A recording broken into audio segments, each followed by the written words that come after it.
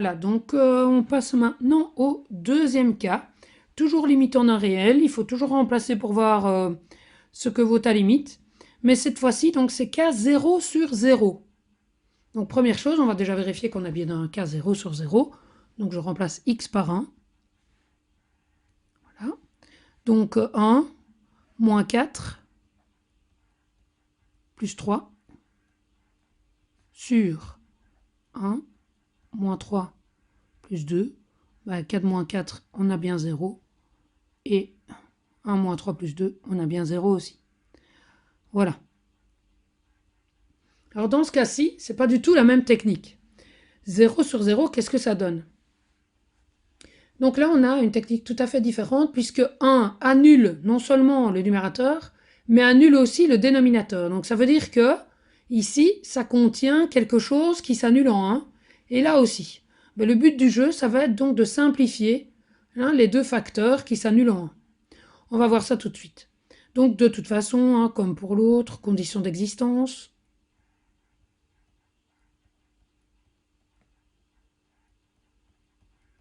Voilà. Delta qui vaut 1. Donc 3 plus ou moins 1 sur 2. Ça, donc sur 2. 2 et 1. De nouveau, comme pour le cas 0 sur, R sur 0, donc en 1, tu as trouvé que ça valait 0 au dénominateur, donc forcément, tu dois retrouver 1 dans tes conditions d'existence. Toujours vérifier ce genre de choses. Parce que si déjà on n'a pas le bon domaine, on est déjà assez mal parti. Voilà. Et de nouveau, 1 est bien adhérent. On voit que, ok, le domaine c'est tout sauf 1 et 2. Donc 1 est bien tout contre le domaine sans y être. Donc il est bien collant au domaine, adhérent au domaine. Alors ensuite, on nous demande donc de factoriser le numérateur et le dénominateur. Et là, petit rappel, pour factoriser un second degré, alors un second degré, ça on connaît, on a vu en quatrième.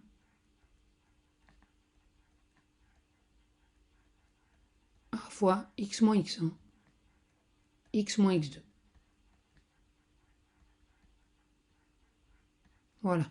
Donc ça, ne l'oublie pas, tu en auras besoin dans cette partie-ci des exercices. Et oui, les vieilleries ressortent. On en a toujours bien besoin. Alors, factorisation dénominateur, c'est bien parce qu'on a déjà le x1, x2 du dénominateur. Donc, mon dénominateur, j'ai plus beaucoup de travail à faire. Je sais qu'il vaut donc a fois, mais a vaut 1. Je ne vais pas l'écrire. X moins la première racine, x moins la deuxième racine. D'accord? Donc ici, 1 et 2. Donc x moins 2 et x moins 1. Ça, c'est fait. Le numérateur, là par contre, je n'ai encore rien fait. Donc, je dois trouver ses racines.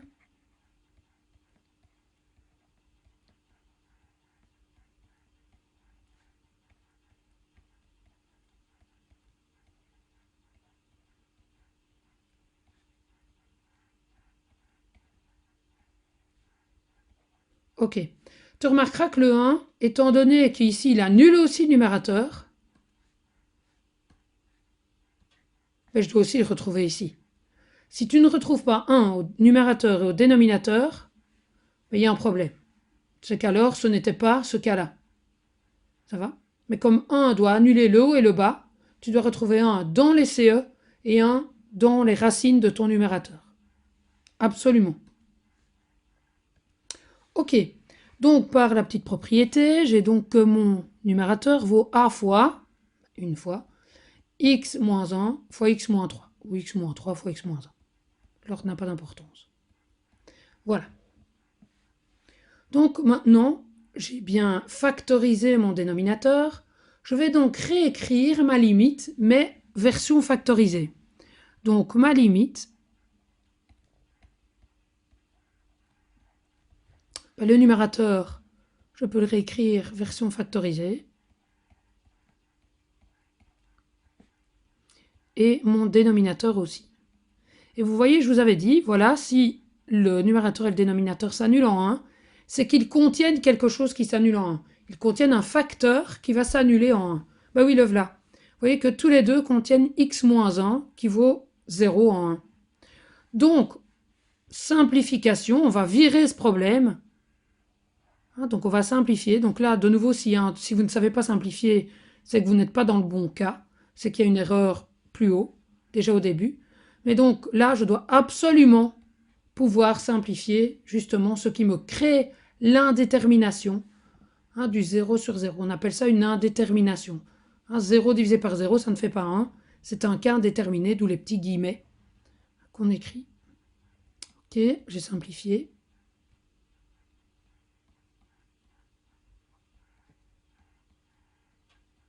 Voilà. Et puis, passage à la limite. Ben, passage à la limite, ça veut dire quoi? Ça veut dire remplacer. Hein. D'accord? Donc, c'était égal à 1 moins 3. Donc, je remplace x par 1. D'accord? Donc, 1 moins 3, moins 2. Et 1 moins 2, moins 1. C'est égal donc à 2.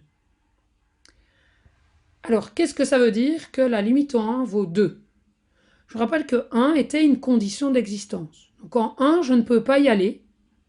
Mais lorsque x tend vers 1, ma fonction tend vers 2. Donc lorsque x tend vers 1, voilà, ma fonction tend vers 2. Ici. Ben, ça veut tout simplement dire qu'en fait, on a un trou. En 1, 2. Et que j'ai une fonction, alors je ne sais pas trop où elle est, celle-ci, mais en tout cas, j'ai une fonction qui vient là, comme ça. Hop, elle pourrait venir ici, et puis là, c'est juste pour vous montrer ce que ça peut donner. Donc, en fait, on a un trou. Donc, je ne peux pas aller en 1. Donc, j'ai un trou en 1 pour les x et en 2 pour les y. D'accord? Ou un point rouge. Parfois, dans les livres, on a des points rouges ou un trou. D'accord? Donc, ou un point creux ou un point rouge. Donc, si un jour vous parlez avec quelqu'un d'autre de vos limites, peut-être qu'il va vous parler d'un point rouge, d'un point creux. Moi, je vais plutôt utiliser le terme de trou. Mais donc, voilà. Ok? Donc, pour résoudre cet exercice, on va devoir donc factoriser numérateur et dénominateur pour pouvoir simplifier. Et après, une fois que j'ai levé le problème, puisque finalement, c'était ça qui me créait le 0. Donc, le 0 sur 0, il vient de là. Les autres, ils n'ont pas de problème. Donc, une fois que j'ai viré le problème, tout se passe bien. Donc, ici, je vais vous demander de réaliser les exercices de la page suivante, la page 12. Donc, ça, non, pour le moment, vous oubliez, je ferai une autre vidéo. Donc, dans les exercices de la page 12, quelques petites modifications. Donc, déjà, je vais vous demander de faire le 1, de faire le 6. Attention, dans le 6, c'est un moins ici. De faire le 7. Et de faire le 8. Mais dans le 8, il y a encore de nouveau des petites choses à changer. Il y a un moins. Il y a un x carré. Voilà. Alors, je vais déjà vous donner les solutions. Comme ça, vous pouvez vérifier, même ceux qu'on n'a pas fait, ça fait des exercices en plus.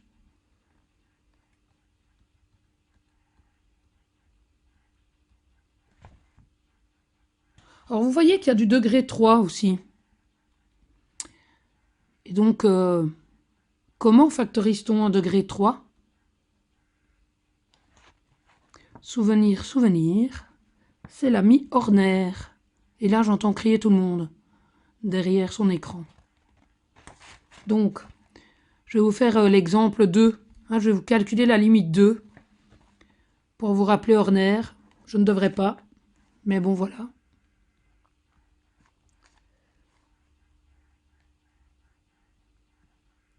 Voilà. Donc, comme ça, vous pouvez déjà vérifier vos solutions.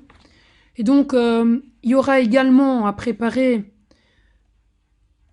l'exercice 4. Ah ben voilà, donc on se demandait tout dans l'autre vidéo, page 159, B 1, 3. Voilà.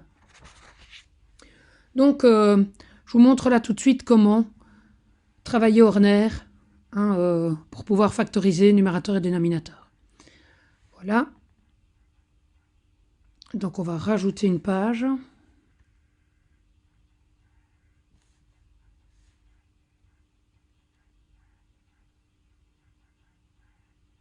Alors, ajouter une page.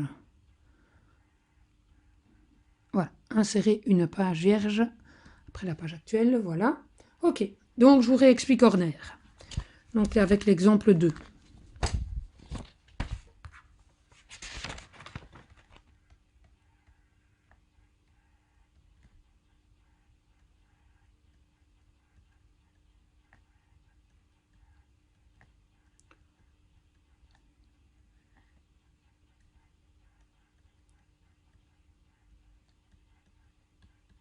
Voilà, ok. Donc de toute façon, quoi qu'il arrive, je remplace dans un premier temps, ça n'a rien à voir avec Horner, donc je remplace, donc 5 x 5, 25 x 5, 125, moins 3 x 5, 15, moins 110, sur 25, moins 30, plus 5. Ok, donc là, j'ai bien un cas 0 sur 0, c'est indéterminé. Je vais donc devoir factoriser. Donc bien sûr, condition d'existence.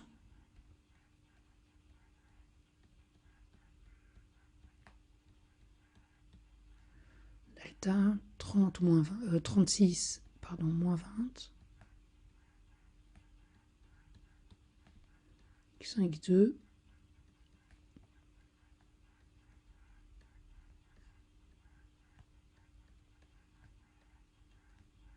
Cinquième. Ah, je retrouve bien le 5. Donc j'ai bien mon 5. C'est bon signe. Ok. Et donc domaine. R sauf 1 et 5.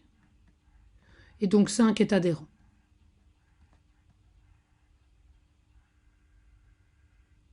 Ok. Deuxièmement, factorisation du numérateur et factorisation du dénominateur.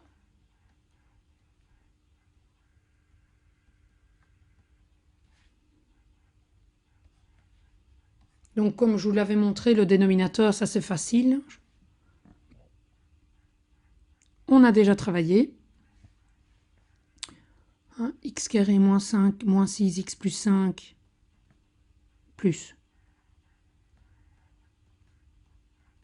Donc c'est a fois x moins x1, x moins x2.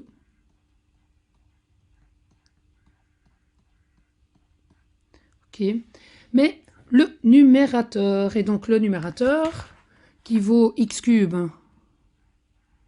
moins 3x moins 110. Alors, on ne va pas travailler dans le vide.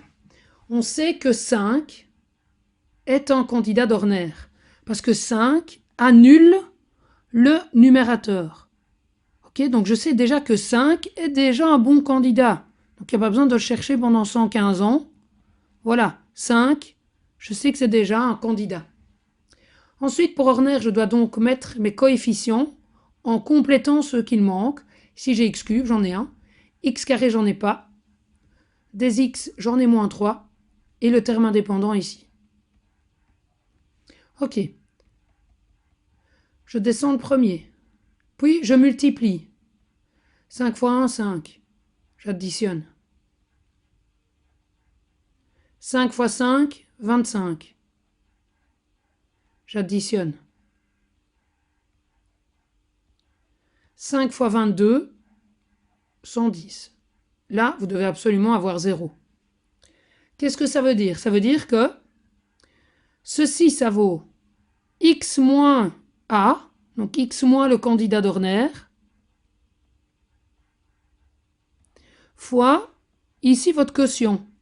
Et donc le quotient, si j'avais du x cube, ça devient du x carré. Donc ça fait x carré plus 5x plus 22. Pourquoi? Parce que comme on a divisé par du degré 1, du cube divisé par du degré 1, c'est du degré 2. Donc x carré plus 5x plus 22. J'espère que ça vous rappelle des choses. Voilà, ok. Et là, j'ai pas besoin d'aller plus loin. Vous voyez que mon x-5, hop, il est ressorti, c'est bon, mon étape suivante, elle sera ok. Si je dois aller plus loin, ben, peut-être bien. Si, imaginons que ça recommence, le problème recommence, je pourrais faire ma technique plusieurs fois en cascade. Ça oui, mais c'est pas le cas ici.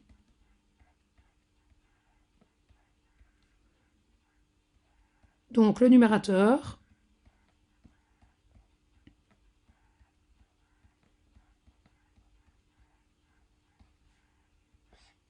sur le dénominateur,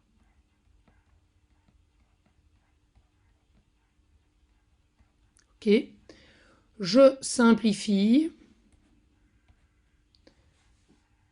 voilà.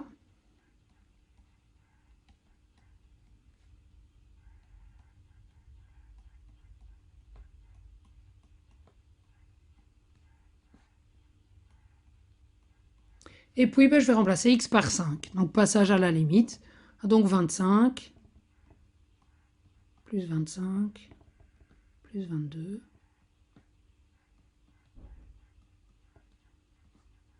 « 5 moins 1, 4. Ok. 72 divisé par 4, 72 par 2, 36, divisé encore par 2, 18. Et voilà, on trouve bien la réponse que j'avais annoncée. Et donc, ça veut dire qu'il y a un trou au point 5, 18. Voilà. Imaginons qu'ici, vous retombiez sur 0 sur 0.